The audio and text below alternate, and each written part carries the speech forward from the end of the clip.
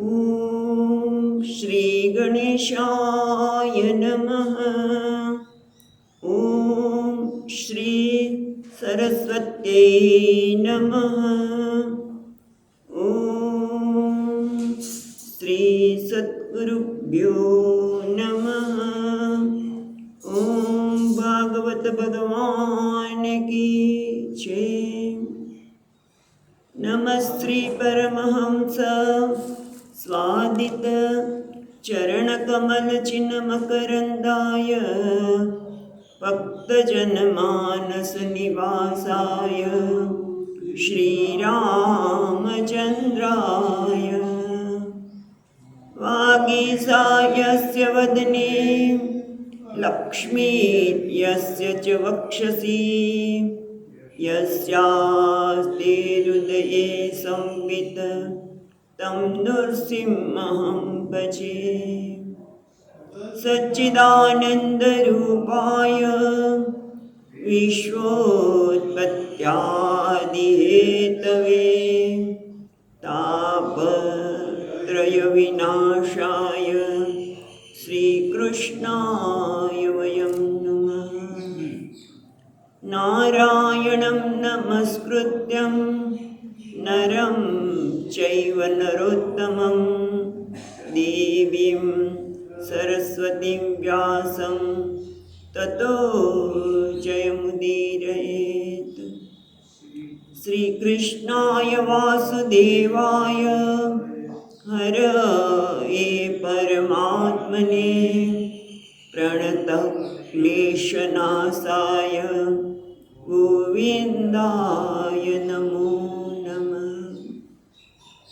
यं प्रवचन्तमनुपेत्य अपेतकृत्यं द्वैपायनो विहरकातर आजुहाव पुत्रेति तन्मयतया तरवो विनेन्दुः तं सर्वभूतहृदयं मुनिमानतोऽस्मि। जन्माद्यस्य यतोऽन्वयादितरतः चार्तेष्वभिघ्नस्वराट् तेने ब्रह्महृदाय आदिकवये मुह्यन्ति सूरयः।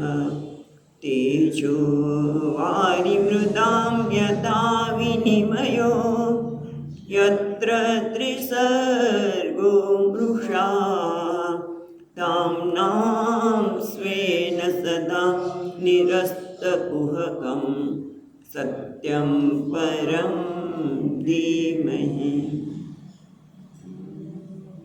नमो भगवते तुभ्यं वासुदेवाय धीमहि प्रद्युम्नाय निरुद्धाय नमः संकर्षणाय च।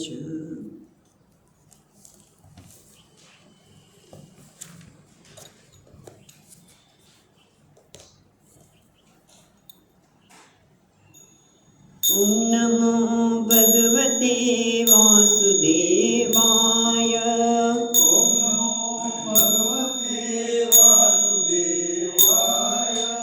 ॐ नमो भगवते वासुदेवाय।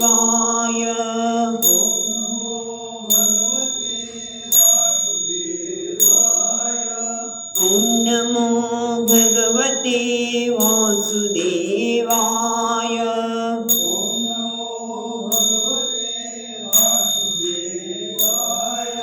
कृष्ण दामोदरा वासुदेवाय।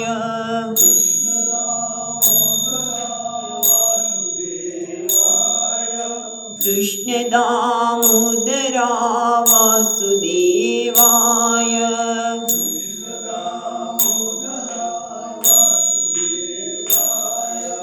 ॐ नमो भगवते वासुदेवाय।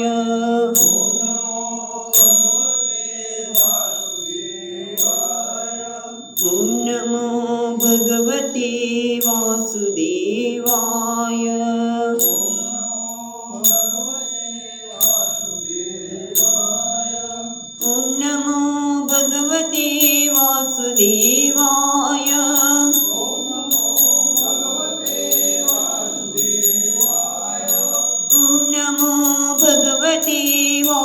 વાસુદેવાય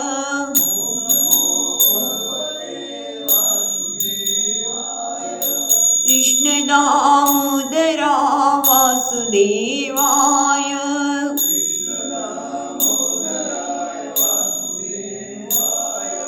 કૃષ્ણ દામોદરા વાસુદેવાય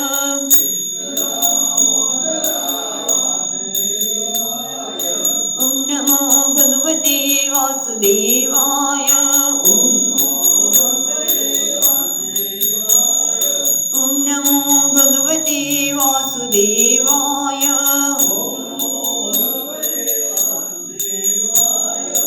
ઓમ નમો ભગવતે વાસુદેવાય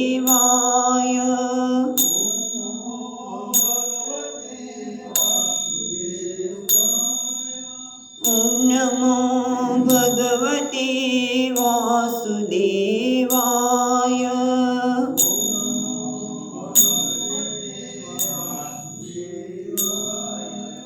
ઓમ નમો ભગવતે વાસુદેવાય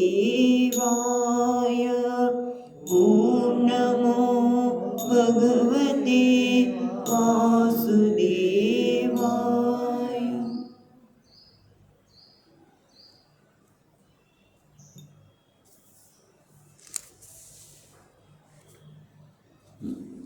તો ગઈકાલે આપણે ત્રીજા સ્કંદના 14મા અધ્યાયમાં જોતા હતા કે દીતીએ એમના પતિ કશ્યપ પાસે જઈને, કારણ કે સંધ્યાનો સમય હતો અને છતાં કામનાથી વિવળ થઈને પોતાના પતિ પાસે જ્યાં અગ્નિહોત્ર સંધ્યા સમય કરી રહ્યા છે ત્યાં ગયા છે. ખૂબ બધા પહેલાં તો પ્રશંસા કરી દીતીની કે તમે મારા પત્ની છો, તમારી કામના મારે શા માટે પૂરી ન કરવી જોઈએ, કારણ કે શાસ્ત્ર પ્રમાણે છે પણ કવેળાએ છે, સમય બરોબર નથી. માટેની પહેલાં પ્રશંસા કરી કે તમે અમને ગૃહસ્થાશ્રમમાં કેટલા ઉપયોગી છો એ વાત કરી.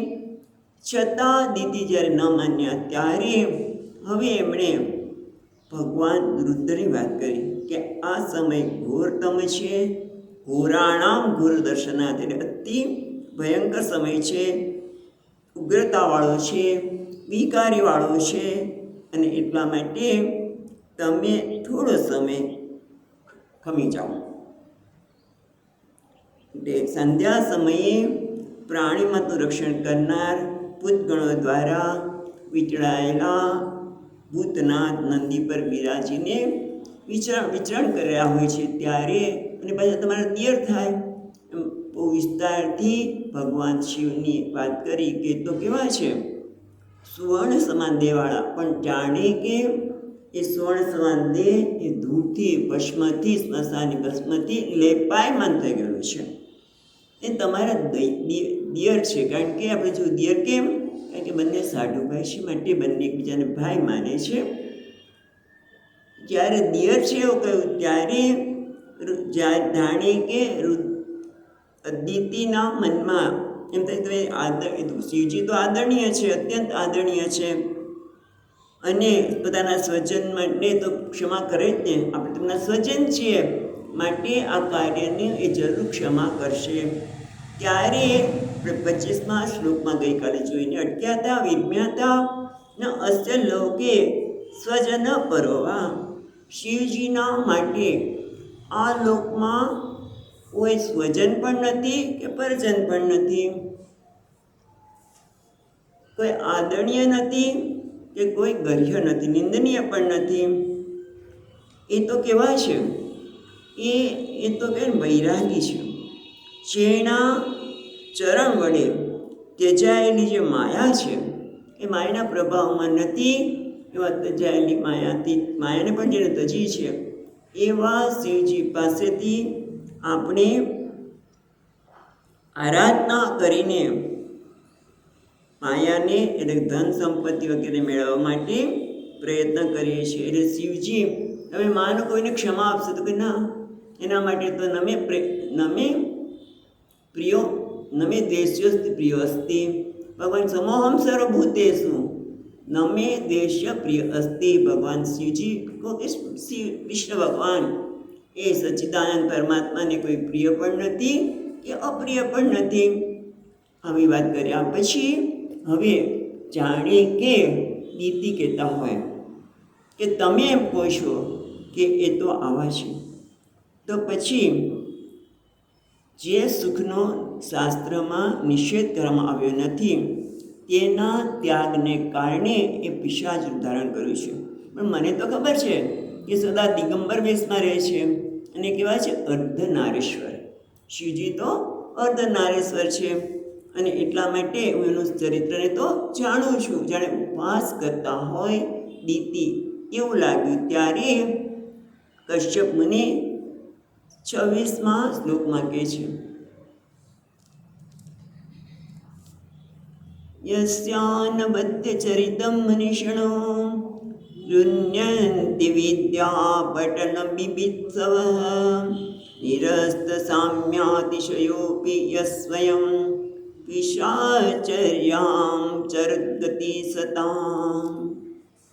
યસ્યાનવદ્યા ચરિતં મનીષિણઃ ગૃહ્યન્ત્ય વિદ્યા પટલ બિભત્સવઃ નિરસ્ત સામ્યાતિશયોપી યસ્વયં પિશાચર્યામચરદ્ગતિ સતામ. એટલે કહેવાય છે શિવજી તો યસ્યા અનવદ્ય ચરિતમ, એમનું ચરિત્ર તો કે છે અનવદ્ય છે. અનવદ્ય એટલે નિર્દોષ છે, નિંદનીય નથી. એમનું ચરિત્ર તમને નિંદનીય લાગે છે પણ એ તો કે અનવદ્ય, એ તો નિર્દોષ છે, અનવદ્ય નિંદનીય નથી. અને એટલા માટે મનીષિણઃ જે જ્ઞાની છે, જે બુદ્ધિમાન છે મનુષ્યો, એ ગૃહ્ણંતિ અવિદ્યા પટલ બીભત્સવ, એટલે ગૃહ્ણંતિ એ એમનું ગાન કરે છે. ભગવાન શિવજીનું ગાન કરે છે, કીર્તન કરે છે. શેના માટે? અવિદ્યા પટલમ બીભત્સવ. બીભત્સવ એટલે ભેદું ઇચ્છતે, એનો ભેદ કરવા માટે, એને દૂર કરવા માટે. કોને દૂર કરવા માટે મનીષી કીર્તન કરે છે? આત્મ અવિદ્યા પટલમ. પટલ એટલે પડદો. કયો પડદો? અવિદ્યા, અજ્ઞાનના પડદાને. કારણ કે એ લોકો જાણે છે કે અવિદ્યાના પડદાના લીધે જ અમે લોકો દુઃખી છે. અને અવિદ્યાનું પટળ કોણ દૂર કરી શકશે? ભગવાન શિવ. કારણ કે એનું ચરિત્ર જ કેવું છે? અનવદ્ય. એટલે અનવદ્ય ચરિત્રવાળા શિવજીને લોકો તો પ્રાર્થના કરે છે, એની સ્તુતિ કરે છે કે જેથી મનુષ્યો એમ ઈચ્છે છે કે એમના જીવનમાં જે અવિદ્યાનું વાદળ છે, પડળ છે, એ દૂર થાય. બીભત્સવ ભેદતુમ ઈચ્છા, એમને દૂર કરવાની ઈચ્છાથી એમના ચરિત્રની તો સ્તુતિ કરે છે. એટલું જ નહીં, પોતે કેવા છે? ત્રીજી લીટીમાં કહે છે, નિરસ્ત સામ્ય અતિશયોપી યત સ્વયં. પોતે કેવા છે? નિરસ્ત સામ્ય અતિશયોપી, જેમના સમાન. નિરસ્ત સામ્ય એટલે એમના જેવો, શિવજી જેવા, અથવા તો અતિશય, એમનાથી કોઈ ચડિયાતા કોઈ છે જ નહીં. આવું ક્યાં કે છે ગીતામાં? યાદ આવે છે? અર્જુન કહે છે ભગવાનને સ્તુતિ કરતા વિશ્વરૂપ દર્શનમાં કે ભગવાન તમારો સમાન પણ નથી કે તમારાથી ચડિયાતું પણ કોઈ નથી. એ રીતે પરબ્રહ્મ કહેવાય છે કે એના સમાન પણ કોઈ નથી અને ચડિયાતા પણ કોઈ નથી. એટલે શિવજીને પરબ્રહ્મ તરીકે કહે છે. નિરસ્ત સામ્ય અતિશયોપી યત સ્વયં, છતાં પણ પિશાચર્યામ અચરત, પણ છતાં એ કેવી રીતે પોતે આમ વ્યવહાર કેવો કરે છે? પિશાચવત, પિશાચની જેવું. પણ સાથે સાથે શું કહે છે? યત સ્વયં સતામ ગતિ. જો ત્રીજી લીટીમાં આપણે જોયું, નિરસ્ત સામ્ય અતિશયોપી યત સ્વયં સતામ ગતિ. પોતાની સમાન પણ કોઈ નથી તો મહાન પણ નથી, પણ છતાં સતામ ગતિ, પોતે સત્પુરુષોની, સજ્જન પુરુષની ગતિ છે. એટલે એમના માટે એ આપણે કહીએ ને એમનું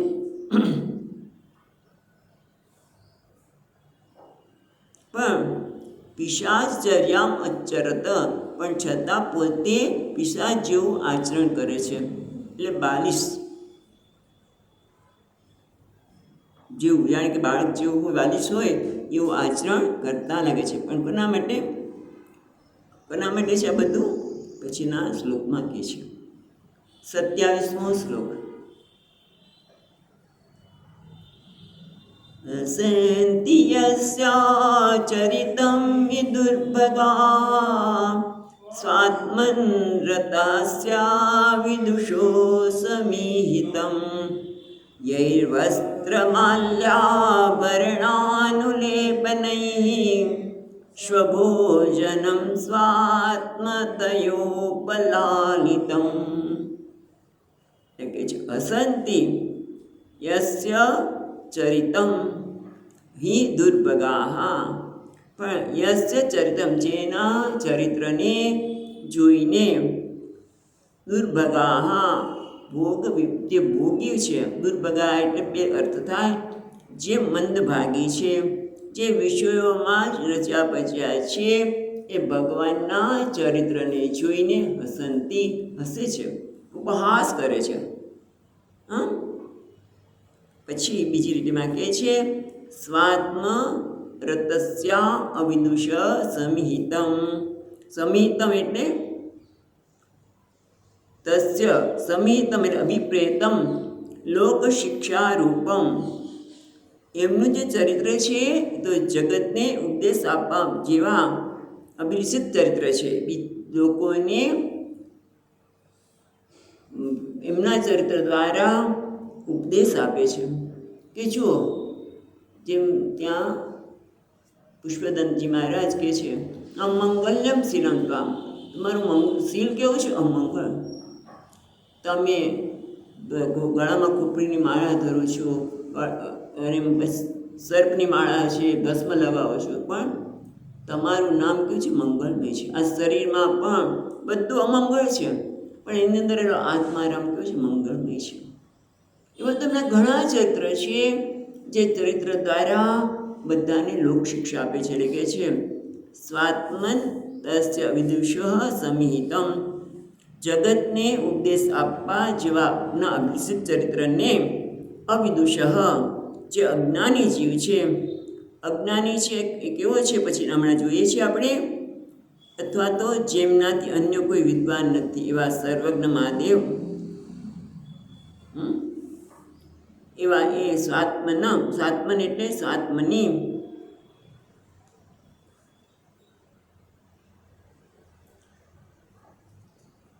પોતે તો એમનું સ્વાત્મની સમિહિતમ, પોતાનું ચરિત્ર બીજાને ઉદાહરણ બનવા માટે છે, છતાં પણ તસ્ય અવિદુષઃ, જે અવિદુષ છે, જે અજ્ઞાની જીવ છે. કેવો અજ્ઞાની જીવ છે? તો ત્રીજી રીતમાં કહે છે અજ્ઞાની કોને કહેવાય? તો ત્રીજી રીતમાં કહે છે યૈહિ વસ્ત્ર માલ્ય વર્ણ અનુલેપનૈઃ સ્વભોજનમ સ્વાત્મ મતયો નહીં લેતા, સ્વાત્મ મતયા ઉપલાલિતમ. અજ્ઞાની જીવ કેમ છે? તો કે છે એ વ્યક્તિ તો વસ્ત્ર, માળા, આભૂષણ, અલંકાર આ વગેરે લાડડામાં શરીરને આ બધા દ્વારા સતત લાડ લડાવે છે, અથવા તો એનું જ લાલન પાલન કરે છે.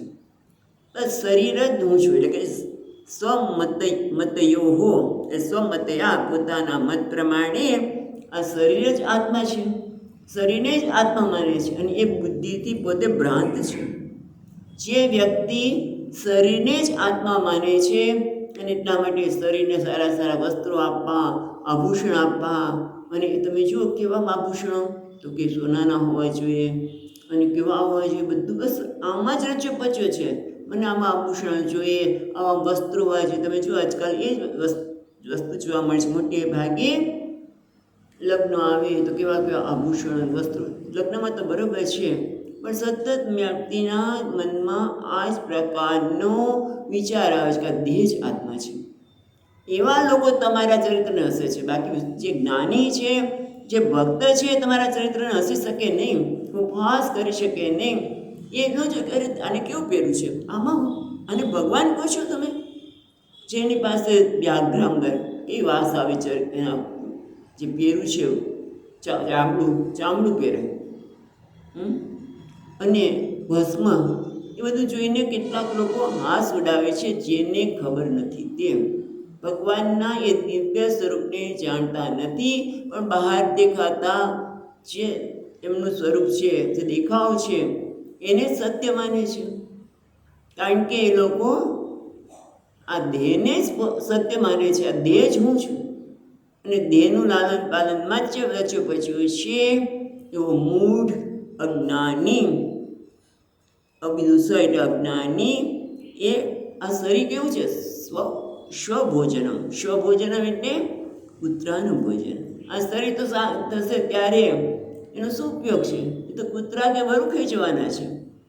એટલે આ શરીર તો કૂતરાનું ભોજન છે કે સ્વભોજનમ, કૂતરા વડે ભોજન કરવા લાયક પોતાના શરીરને જ આત્મા તરીકે માનનારા એવી જે બુદ્ધિ ધરાવે છે એ તમારો ઉપહાસ કરે છે. એ કેવા છે? દુર્ભાગા. હા, એ ખરેખર તો મંદભાગી છે, દુર્ભાગી છે. માટે અસંતિ યસ્ય અચરિતમ,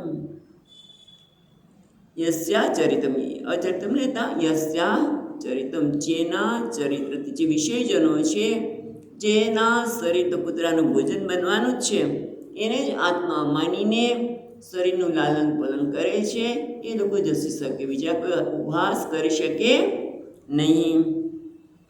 હવે આગળ કહે છે, તમને ખબર છે કે મહાદેવજીનું ચરિત્ર તમે જે લોકો ઉપહાસ કરે છે, પણ મહાદેવજીનું ચરિત્ર તો કેવું છે? અતર્ક્ય. પુષ્પદંતી પણ કહે છે તવૈશ્વર્ય અતર્ક્ય. પુષ્પદંતી મહારાજ પણ એને અતર્ક્ય ગણે છે. તવૈશ્વર્યમ અતર્ક્ય. એટલે એ વસ્તુ બતાવતા 28મા શ્લોકમાં કહે છે, બ્રહ્માદયો યત્ કૃતસેતુપાલા યત્ કારણં વિશ્વમિદં ચ માયા યાજ્ઞાકરિતસ્ય પિશાચચર્યા અહો વિભુમ્નશ્ચરિતં વિડંબનમ.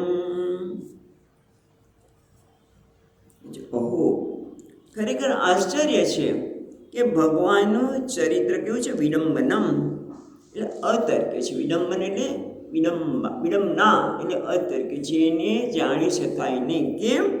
કારણ કે બ્રહ્માદય, એ બ્રહ્માદય એટલે અહીંયા કહે છે સર્વ ઉત્કૃષ્ટ, જે બધામાં ઉત્કૃષ્ટ છે એવા બ્રહ્માજી વગેરે પણ કોઈ સામાન્ય નથી, પણ એ કેવા છે? એ યત કૃત સેતુપાલા, યત એટલે એન કૃતા સેતુન સ્વસ્વ અધિકારન પાલયંતી. એટલે બ્રહ્માજી વગેરે પણ જે ભગવાનને મર્યાદા બને છે. કારણ કે ઓર્ડર, સ્વામીજી કે પ્રમાણે એવરીથિંગ ઇઝ ઓર્ડર, નિયમ છે. કુદરતમાં એક નિયમ બનાવેલો છે. જેમ કે કુદરતનો નિયમ શું છે કે ભાઈ સંધ્યાકાળે બ્રહ્મચર્યનું પાલન થવું જોઈએ, એ તો એક છે. પણ એ સિવાય તમે જુઓ કયા કયા બ્રહ્માજી વગેરે મર્યાદાનું પાલન કરે છે. દરરોજ સવારે સૂર્યનારાયણ ઉગે, બધાને પ્રકાશ આપે. એ સિવાય પણ જે કાર્ય સૂર્યનારાયણને કરવાના છે કરે છે, ચંદ્રમા કરે, બધા બ્રહ્માજી વિષ્ણુ બધા કરે છે. એટલે એન કૃતમ, જે બધા જ એમના પોતાના મર્યાદા જે રચવામાં આવી છે એનું પાલન કરે છે. એટલું જ નહીં, બીજી રીતે વાક્ય છે યત કારણમ વિશ્વમિદમ, અને કારણ એટલે એના કરતા છે. એના કૃતમ ઇદમ વિશ્વમ, જેના વડે, જે પરમેશ્વરે આ વિશ્વ અધીન છે. એટલું જ નહીં, માયા આજ્ઞાકારી, જો લખે છે ને માયા આજ્ઞા કરી.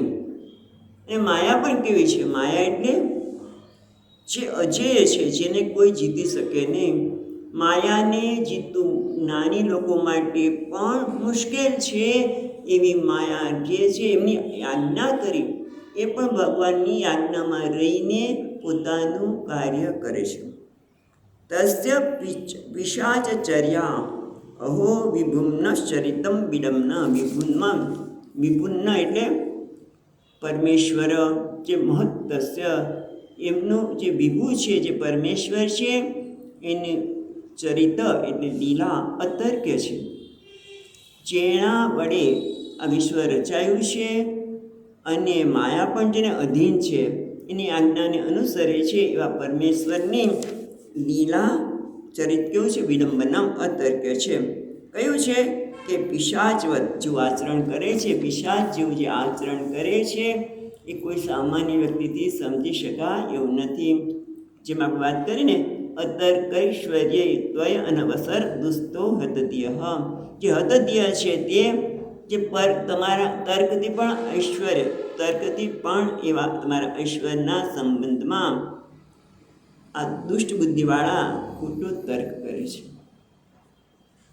અને કેવું છે, જગતને મોહમાં નાખવા જેવું છે, એ લોકોને વાચાળ બનાવે છે.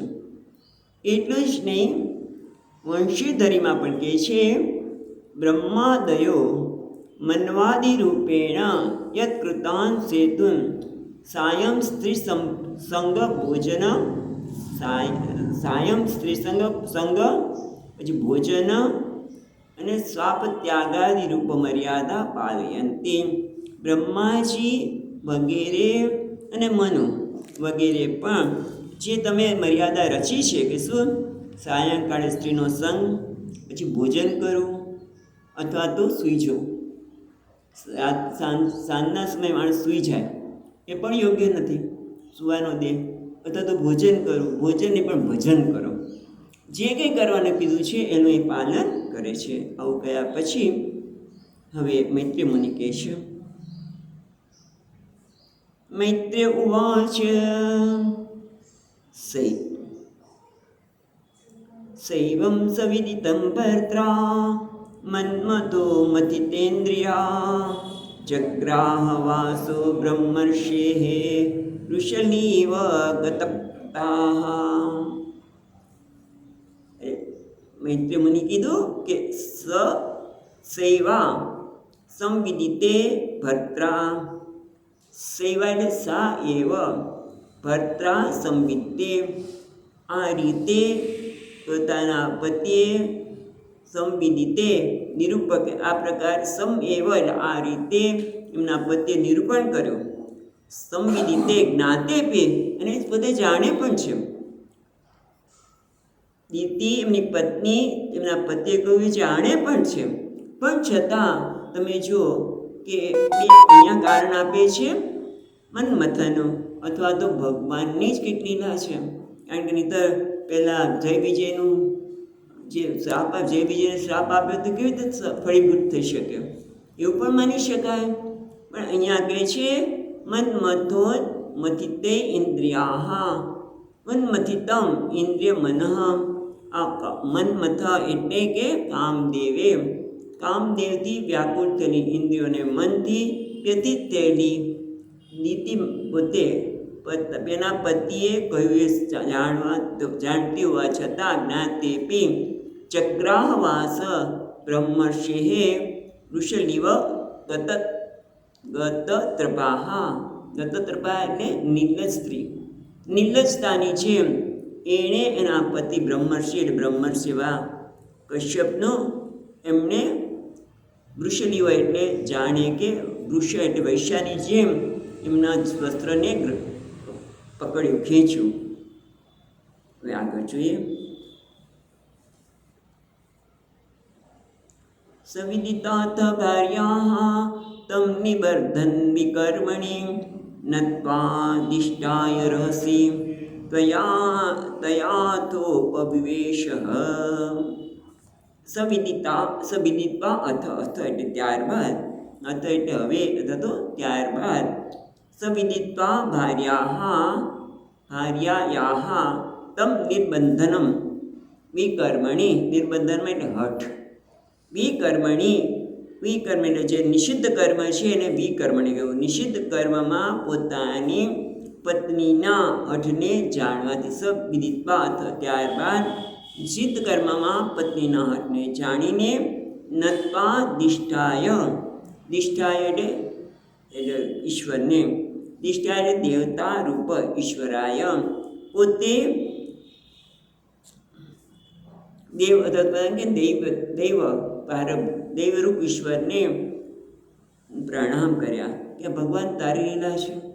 એટલે એમને નમસ્કાર કર્યા અને રહસી એટલે અગ્નિશાળાને છોડીને કઈ અન્યત્ર એકાંત જગ્યામાં તથા અથો ઉપવિવેશ અને એમ કરીને એમની સાથે બેઠા. હવે ખરેખર આશ્ચર્ય પ્રગટ કરે છે કે મહાન પુરુષોની તો કશ્યપ તો મહાન પુરુષ છે, છતાં એની નિશ્ચિત કર્મમાં પ્રવૃત્તિ હોઈ શકે. પણ એ તો ભગવાનને પ્રણામ કર્યા કે હવે આમાં હઠપૂર્વક કરી રહ્યા છે, માટે કર્યા પછી શું કરે છે તો કે પ્રાયશ્ચિત. પછી એ પ્રાયશ્ચિત કરે છે અને આવું પ્રાયશ્ચિત થવું જોઈએ એવું બંસીધરી મહારાજ કહે છે. આપણે જોઈએ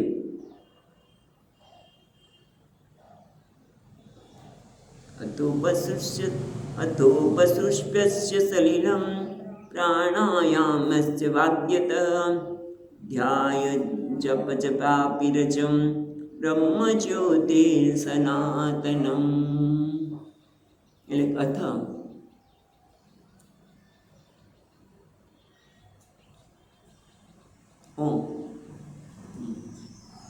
અથ ઉપસ્પૃશ્ય સલિલમ પ્રાણાયામ્યસ્ય વાગ્યતઃ ધ્યાયન જજાપ વિરજમ બ્રહ્મજ્યોતિ સનાતનમ. એટલે ત્યાર પછી ઉપસ્પૃશ્ય એટલે સ્નાત્વા, એ જળથી એમણે સ્નાન કર્યું. ઉપસ્પૃશ્ય સલિલમ, સલિલ એટલે જળ, જળનો સ્પર્શ કર્યો એટલે કે સ્નાન કર્યું. ત્યાર પછી એમણે સ્નાન કરી લીધું.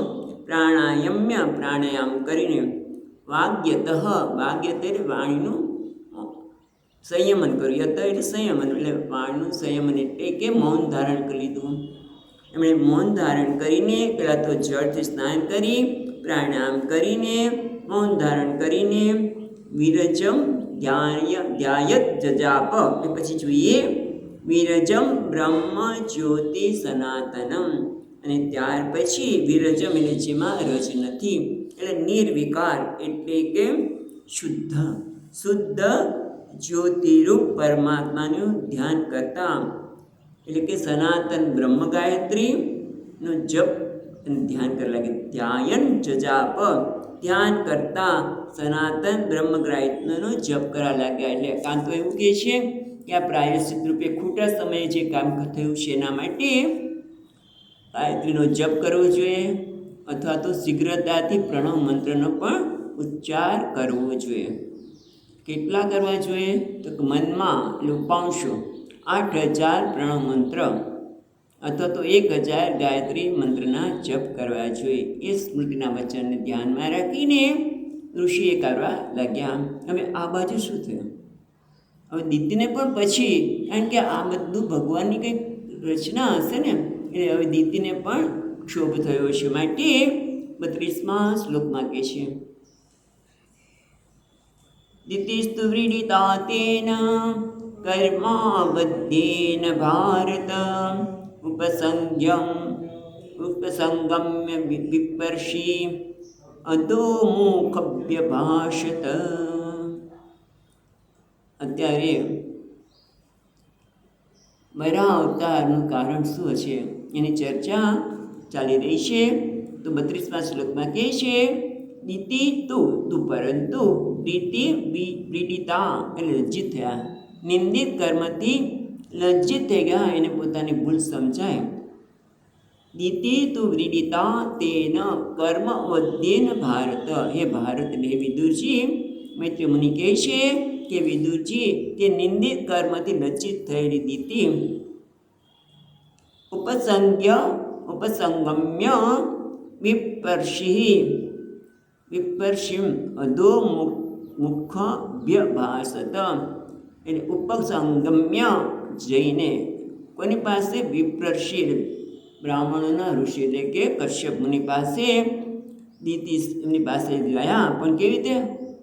અધોમુખ, નીચું મુખ કરીને, નીચી મુંડી આપણે સબ કહીએ ગુજરાતીમાં, નીચી મુંડી કરીને કહેવા લાગ્યા. અભાસત એ કહેવા લાગ્યા. શું કહે છે હવે દિતિજી? તો 33મા શ્લોકમાં કહે છે, દિતિરુવાચ મે ગર્ભમિદં બ્રહ્મન ભૂતાનાં વૃષભો બ્રવીત રુદ્ર પ્રતિરિ ભૂતાનાં યસ્યા કર્વમહંસમ. એટલે કહે છે, દિતિ કહે છે, હવે તે ગર્ભ ઇમમ બ્રહ્મન, હે બ્રહ્મન, મે ગર્ભ ઇમમ ભૂતાનાં વૃષભો અવધિત. ભૂતાનામ એટલે પ્રાણી માત્રમાં વૃષભ. વૃષભ એટલે શ્રેષ્ઠ. ક્યાં આવો શબ્દ આવે છે વૃષભ?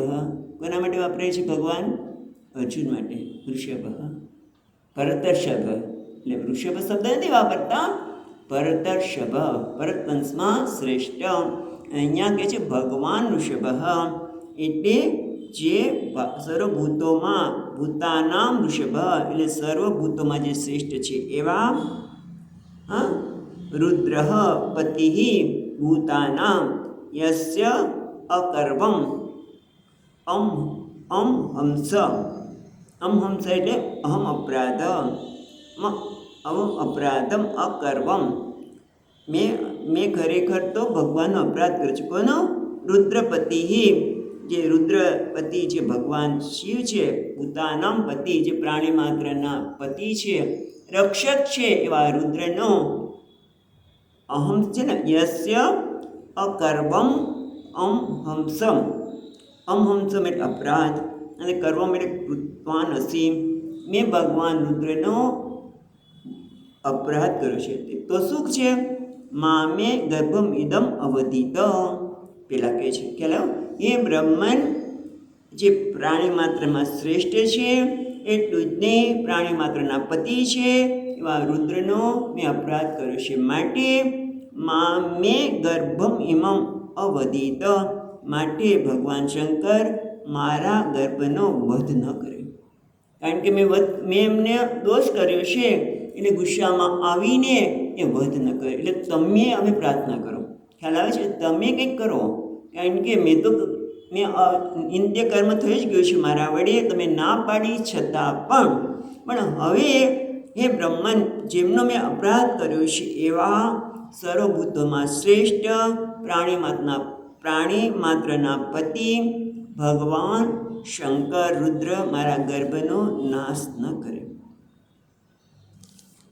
કારણ કે દિત્યનું કાર્ય શાસ્ત્ર વિરુદ્ધ નથી, પણ કાળ વિરુદ્ધ હતું, સમયને વિરુદ્ધ હતું. પછી આગળ કહે છે, હવે આટલું કહ્યા પછી 9 વખત ભગવાનને સતત નમસ્કાર કરે છે. એક શ્લોકમાં 9 નમસ્કાર આવે છે. જોઈએ આપણે. નમો રુદ્રાય મહતે દેવાય ઉગ્રાય મીજુષે શિવાય નસ્તદંડાય ધૃતદંડાય મન્યવે. નમસ્કાર, નમઃ બધામાં જશે. એ કહે છે નમઃ રુદ્રાય. રુદ્ર એટલે કોણ? રુદ્ર એટલે દુઃખમ તદ્રાવ્યતિ રુદ્રમ, જે બીજાના દુઃખને જોઈને દ્રવિત થઈ જાય છે અને એટલે એ દૂર કરે છે, એટલે રુદ્ર. એટલે પહેલું છે રુદ્રાય નમસ્કાર. પ્રાણી માત્રના દુઃખને જોઈને જે રડી જાય છે એવા દયાળુ રુદ્ર ભગવાનને હું નમસ્કાર કરું છું. રુદ્રાય નમઃ. પછી બીજું શું છે? મહતે નમઃ. મહતે એટલે જે મહાન છે. મહાન કોને કહેવાય? જેનું ચિત્ત ક્ષુદ્ર નથી, એટલે સંકુચિત નથી, નાનું નથી. એટલે કે છે મહતે નમઃ, એટલે ક્ષમા દેવામાં ઉદાર દિલવાળા એવા મહાન શિવજીને હું નમસ્કાર કરું છું. રુદ્રાય નમઃ મહતે નમઃ. પછી શું શબ્દ આવે છે? દેવાય નમઃ. ત્રીજો નમસ્કાર છે દેવાય નમઃ. દેવાય એટલે દેવતાનો નમસ્કાર. એટલે કે જે પ્રપન્ન જીવો છે, જે એમને શરણે આવે છે એવા પ્રપન્ન જીવોના દોષને વિસારી દેનાર એવા દેવને કહેવાય છે શિવને, જે કલ્યાણકારી છે, એને હું નમસ્કાર કરું છું. પછી ઉગ્રાય નમઃ. પાછા ભગવાન આવા ક્ષમાશીલ છે. ભક્તો જેના શરણે જાય એના દોષને ભૂલી જઈને ક્ષમા કરી દે છે. એટલા ઉદાહરણ છે ને આપણે તો ખરેખર અનુભવ કરીએ છીએ કેટલા ઉદાર છે. મને તો ઘણી વાર થાય કે આપણે શિવજીનું નામ લઈએ છીએ ત્યારે બે ઓમ નમઃ શિવાય કરતાં તો પાછા ક્યાંક વિચરણ કરી નાખે મન, પણ એનું ધ્યાન નથી રાખતા. પણ આપણે જે નામ લઈએ છીએ એને ખ્યાલમાં રાખીને ફળ આપે છે. આટલું બધું ધ્યાન રાખે છે. એટલે છે કે ઉદાર દિનના પણ ઉગ્રાય નમઃ. પણ જે દુષ્ટ છે, ક્રૂરજનો છે એના માટે એ ઉગ્ર છે. એ કેવા છે? ઉગ્રાય અસતામ. જે અસત લોકો છે, જે દંડનીય છે, ઉગ્ર લોકો છે, એને દંડ પણ આપે છે. એટલે ઉગ્રાય નમઃ. પછી કહે છે મિદુષ્ટે નમઃ. મિદુષ્ટ એટલે કોને કહેવાય? એટલે કામ વર્ષનાય સતામ અને અસતામ દંડાય. અને જે સતામ પુરુષો છે, જેમના ભક્તો છે એના માટે એ કહેવાય છે મિદુષ્ટે. એટલે ભક્તજનની કામના પૂરણ કરવા માટે એ કલ્પતરુ સમાન છે. એટલે મિઢસ્વાન ભગવાન. એટલે મિદુષ્ટે નમઃ. જે બધા ભગવાન જેની બધાની કલ્પતરુ સમાન છે, ભક્તોની કામના દૂર આપણે પૂરી કરનાર છે, પણ સાથે સાથે શિવાય અને કેવા છે? કલ્યાણકારી છે. શિવ એટલે કલ્યાણકારી એવા દેવને, કારણ કે ભક્તોના માટે કલ્પતરુ છે, માટે એ કલ્યાણકારી પણ છે. પણ સાથે સાથે ન્યસ્તદંડાય નમઃ. એટલે જેણે દંડને છોડી દીધો છે. ક્યારે છોડી દીધો ભાઈ? તો એવું કહે છે પુરાણની કથામાં કે દક્ષનો વધ કર્યા પછી એમણે દંડનો ત્યાગ કરી દીધો. એટલા માટે એને ન્યસ્તદંડાય એવા શિવજીને જે સત્વમય છે એમને નમસ્કાર. પણ પાછા ઘૃતદંડાય ન્યસ્તદંડાય જે સત્પુરુષો માટે દંડનો ત્યાગ કરે છે અને દંડ આપતા નથી. કદાચ આપણે દક્ષનું નામ ન લઈએ તો પણ ન્યસ્તદંડાય જેણે દંડનો ત્યાગ કરે છે. કોના માટે? ભક્તો માટે. અને એટલા માટે રુદ્રીમાં પણ તમે પહેલાં રુદ્રી છે આપણી, એમાં પહેલો અનુવાદમાં ભક્ત કહે છે કે તમે પક્ષપાત કરો અને તમે અમે કરેલા ભૂલોને માફ કરો. તો એ ભક્તને ભૂલોને માફ પણ કરે છે. માટે ન્યસ્તદંડાય જેણે દંડનો ત્યાગ કરે છે તે. ધૃતદંડાય પણ જે અસત્પુરુષો છે એના માટે દંડ પણ લે છે હાથમાં. એને દંડ લઈને એને સન્માર્ગે લાવવા માટે. દંડ શેના માટે છે? દંડ આપણે ન્યાયાલયમાં પણ જે દંડ કરવામાં આવે છે શેના માટે કરવામાં આવે છે? જેથી એ સન્માર્ગે આવે. માણસે ખોટું કર્મ કર્યું હોય તો એ સન્માર્ગે આવે. અને એટલા માટે તમે જુઓ કે જેલમાં પણ લોકો કેમ સુધરે એ વિચાર કરતા હોય છે કે જેથી સન્માર્ગે આવે. એટલે ભગવાન દંડ ધારણ કરે છે ત્યારે પણ ધૃતદંડાય નમઃ. જેણે દંડને ધારણ કર્યો છે શેના માટે? સન્માર્ગે. અસતામ જે દુષ્ટ લોકો છે, જે ખોટું કરે છે એને સન્માર્ગે લાવવા માટે દંડ ધારણ કરાયેલા ધૃતદંડાય નમઃ. પછી છેલ્લો કયો શબ્દ છે? મનવે નમઃ. 9 થયા. જો 9 પ્રકારે નમસ્કાર કરે છે. મનવે એટલે જે ક્રોધ, ભગવાનના મન્યુ એટલે ક્રોધને પણ નમસ્કાર. રુદ્રાય નમઃ 1. પછી મહતે નમઃ, દેવાય નમઃ, ઉગ્રાય નમઃ, મિદુષ્ટે નમઃ. આ બધા શબ્દોની સાથે અર્થ સાથે નમસ્કાર આપણે પણ કરીએ. શિવાય નમઃ, ન્યસ્તદંડાય નમઃ, ધૃતદંડાય નમઃ અને મનવે નમઃ. થઈ ગયા 9 પ્રકાર નમસ્કાર દીતીજી ભગવાન રુદ્રને કર્યા. પછી પ્રાર્થના કરે છે કે હવે તમે કંઈક કરો. પોતાના પતિને કહે છે. સન પ્રસિદ્ધતામ ભામો ભગવાનનું ગર્વનગ્રહ વ્યાઘ્રસ્યાપ્યનુકંપ્યનામ સ્ત્રીણામ દેવ સતીમ પતિઃ સહ નહ પ્રસિદ્ધતા, તે અમારા ઉપર પ્રસન્ન થવા. ભગવાનને 9 વખત નમસ્કાર કર્યા પછી કે છે તમારા ઉપર પ્રસન્ન થાવ. ભામો ભગવાન ઉર્વનુગ્રહ, ભગવાન નુર્વનુગ્રહ, એને જુદા પાડે તો ભગવાન ગુરુ અનુગ્રહ. પહેલાં તો ભામ એટલે બેનના પતિ, એટલે મારા બનેવી છે, કારણ કે સત્યની બેન છે એટલે મારા બનેવી છે. જે કેવા છે ઉરુ અનુગ્રહ, જે મહાન અનુગ્રહ કરવાવાળા છે. ભગવાન છે એ ભગવાન મહાન અનુગ્રહ કરવાવાળા છે. ભામ એટલે મારા બહેનના પતિ છે, એટલે મારા બનેવી છે, એટલે કે સતીપતિ, સતીના પતિ છે. એટલે સતી દ્વારા સ્ત્રીઓનો સ્વભાવ મહાદેવજી જાણે છે કે મારી બેને આવી જ છે. જે મારી બેને પણ ના પાડી તો ગઈ. એટલે એ સતીપતિ કહીને સતીના એટલે કે સ્ત્રીઓના સ્વભાવને જાણનાર છે. પછી કહે છે વ્યાઘ્રસ્ય અપી અનુકંપયામ સ્ત્રીનામ, કે વ્યાઘ્ર એટલે શિકારી. વ્યાઘ્ર એટલે શિકારી હોય, એટલે કે નિર્દય પારધી. શિકારી અથવા પારધી જેવા નિર્દય વ્યક્તિ પણ સ્ત્રીને જોઈને દયા કરે છે. સ્ત્રી માટે એવા અનુકંપયામ, એ સ્ત્રીઓને પણ દયા કરે છે. એટલે પારધી જેવા નિર્દય પણ સ્ત્રીઓને જોઈને દયા કરે છે. તો શું છે સન પ્રસિદ્ધતા, એટલે પારધી જેવા નિર્દયને પણ દયા આવે સ્ત્રીઓ માટે, તો આ તો મહાન અનુગ્રહ કરવાવાળા છે.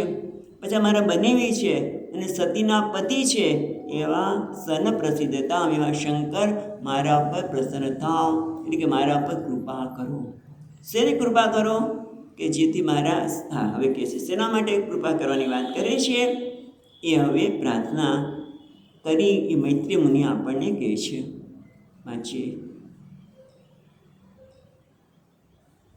સ્વસ્વર્ગસ્યાશિષં લોક્યમ આશશાનાં પ્રવેપતિં નિવૃત્ત સંધ્યા નિયમો ભાર્યામ આહ પ્રજાપતિ.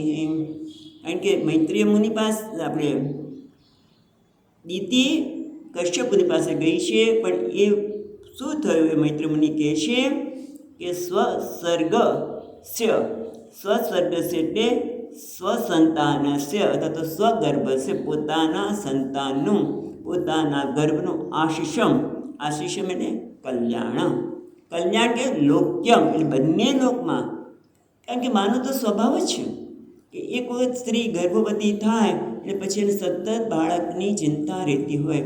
એટલે કે મારા ગર્ભનું બંને લોકમાં, લોક્યમ આશિષમ એટલે કલ્યાણ થાવ. પછી શું કહે? લોક્યમ આશિષાનામ પ્રવેપતિમ. પ્રવેપતિમ એટલે શું? કંપ્યમાન, એકદમ એ કંપિત થઈ ગઈ છે, ધ્રુજવા લાગે છે. પોતાનું જ્યારે એના પતિ પાસે ગઈ ત્યારે એ ધ્રુતિથી, અને આપણે જોયું એમ અધોમુખ મોઢું નીચું કરીને પોતે ક્ષમા માગે છે. એટલે જ્યારે નીચું મોઢું કરીને એણે આ પ્રાર્થના કરી ત્યારે મૈત્રી મુનિ કહે છે કે પોતાના સંતાનનું બંને લોકમાં યોગ્ય કલ્યાણ ઈચ્છતી, અત્યંત ધ્રુજતી એવી પત્નીને ભાર્યામ આહ, એની પત્નીને કહ્યું. કોણે? નિવૃત્ત સંધ્યામ નિયમ, એટલે કશ્યપ મુનિ સંધ્યાવંદનના નિયમમાંથી નિવૃત્ત થઈને, એટલે સંધ્યાવંદન વખતે જે જપ ધ્યાન વગેરે કરવા હોય એ બધા જપને બધું પૂરું કર્યા પછી પોતાની પત્ની જે ધ્રુજી રહી છે અને સાથે સાથે પોતાના સંતાનનું કલ્યાણ ઈચ્છતી, બંને લોકમાં ઈચ્છતી કલ્યાણ ઈચ્છતી એવી અત્યંત ધ્રુજતી દીતિને કશ્યપ સંધ્યાવંદન નિવૃત્ત થઈને કહેવા લાગ્યા. શું કહેવા લાગ્યા? કશ્યપ વાચ, એક જોઈ લે શ્લોક આપણે બંને સાથે જશે, 38 અને 38. કશ્યપ વાચ અપાત્યદાત્મનામંસ્તે દોષાન્મુહૂર્તિકાદુત મન્યદેશિતાશિચારેણ દેવાનામ ચાતિહેલનાથ. ચાલો એક શ્લોક પહેલાં જોઈએ તો ત્યાં બંને સંબોધન બીજી 38ના શ્લોકમાં છે, એટલે જોઈ લે.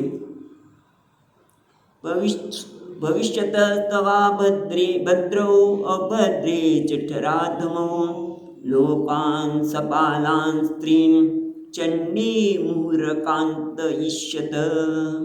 એટલે પેલા જો 38મા શ્લોકમાં ભવિષ્યત તવ અવભદ્રૌ અભદ્રે જઠરૌ અધમો.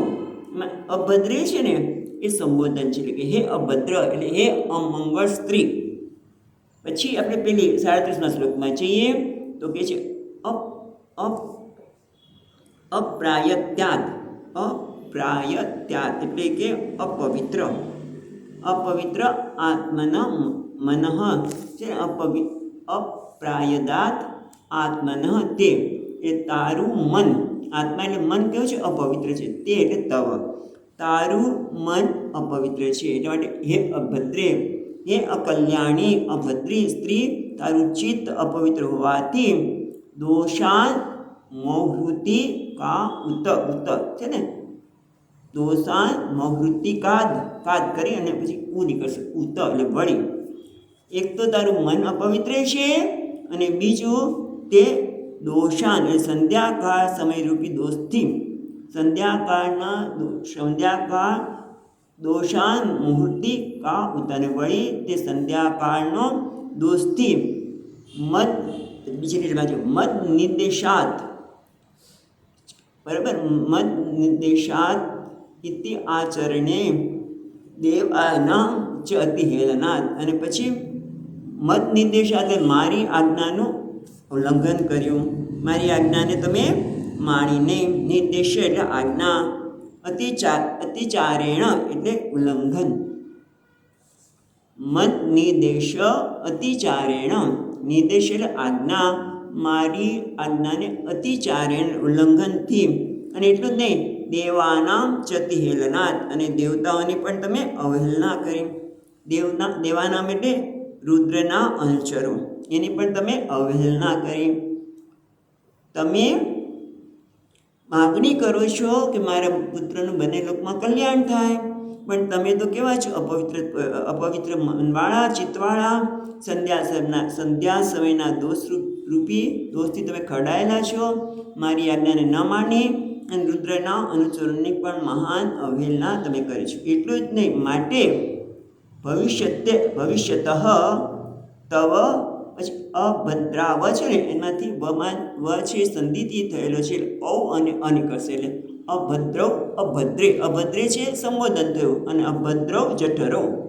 જો અભદ્રવ પછી જઠરા ધમો છે ને એમાં પણ જઠરો અધર્મો એટલે કે છે પછી એક બીજું લોકાન સપાલાન ત્રીન પછી છે ચંડી એટલે હે ચંડી એટલે એ ઉગ્ર સ્ત્રી, એ ચંડી એ ઉગ્ર સ્ત્રી. જઠરો એટલે તારા ઉદરમાં, તારા જઠરમાં.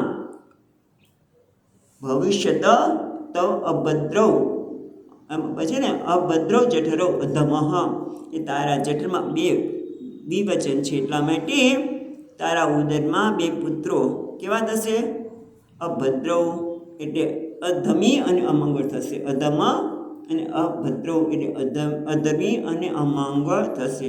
કેવા થશે લોકાન સપાલાન ત્રીન છે, સ્ત્રી છે ને લોકાન પાલાન સ અને પછી ત્રી છે, ત્રીમાંથી મીંડું છે ને પછી અડધો શ છે પછી ચંડી છે. એટલે કે એ લોકો અને લોકપાલ સહિત ત્રણેય લોકના લોકોને મુહુ આક્રંદ ઈષ્યત. મુહુ વારંવાર આક્રંદ કરાવશે, વારંવાર બધાને રડાવશે.